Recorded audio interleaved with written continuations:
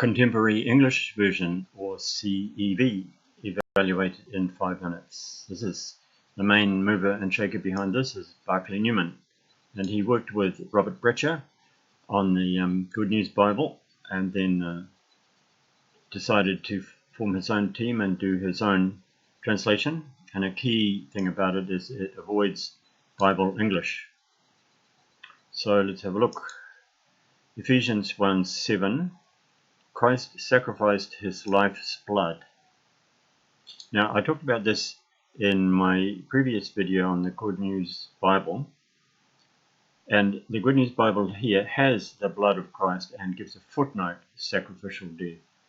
So the Good News Bible has gone back to a cautious, literalistic translation after all the criticism they got. The CEV, rightly, has not caved into the pressure and has a good, clear translation of the text.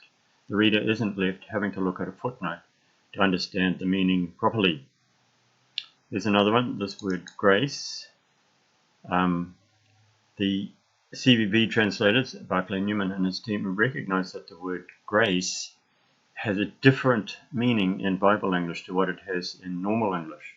In normal English, we might talk about the ballerina, the graceful ballerina, or you say grace before dinner, but that's not the meaning. Neither of those is the meaning that it has in Bible English. And it's a blind spot, I think, in the Good News Bible that it's kept this Bible English. But the CEV does it very well. God's wonderful kindness. A critic commenting on the CEV said, the translation says kindness, but the Greek said grace. Well, in fact, the Greek said charis,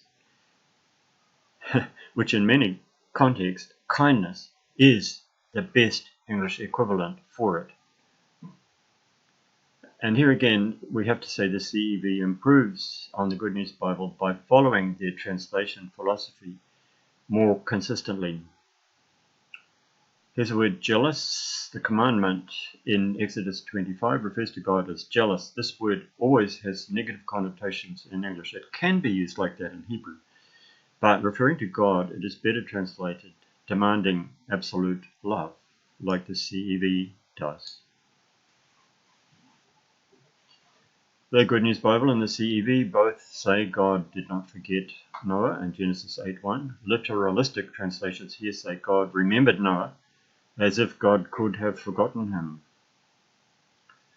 And here's another one, Acts 12:17. Tell James and the other brothers about this, said Peter. Then he went to another place. But we were told at the beginning of the chapter that James died. There's a different James, of course, but the text doesn't differentiate between them, just calls it both James, and you need a bit of background information to know what's going on. The CEV has a footnote, which is good. I would prefer actually to put something in the text, but the CEV at least has a footnote, where the Good News Bible and the New Living Translation do nothing. Jesus is made to address Mary Magdalene, the woman at the well, as woman.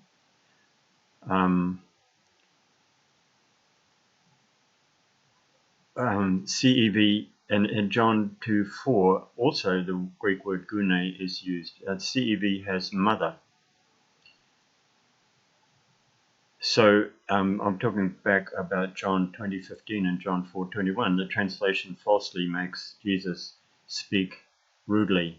I object to the translation mother. That's not what it says. It's certainly Jesus was using the word acceptable, but not the way you speak to your mother. The Sea of Galilee, they haven't, at least they could put Galilee so that we're not confused by the geographical detail about the different name. And there's one, they missed a U plural. Of course, in English, U singular and U plural are the same, and the translators just missed it.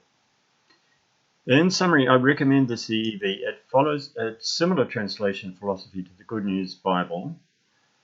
Newman worked with Bratcher on the Good News Bible, but overall it does it better in my view. Thank you.